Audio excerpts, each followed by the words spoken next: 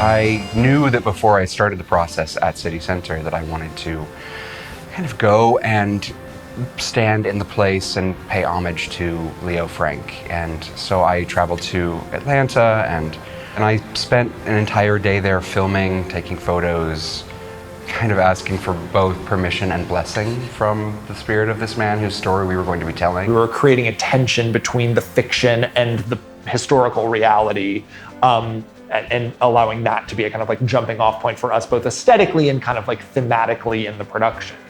I knew from the beginning that I wanted historical photography to be a major part of this production. And endless images of the time and, sorting through both images of people and places to really gently remind and set the action somewhere realistic. It's a really beautiful challenge to hide the craft and just focus on how can we tell the story to a contemporary audience that is dealing with events that is in the past and hide the fact that we're using these really cutting-edge modern tools. The beautiful challenge was the idea of how do they transform?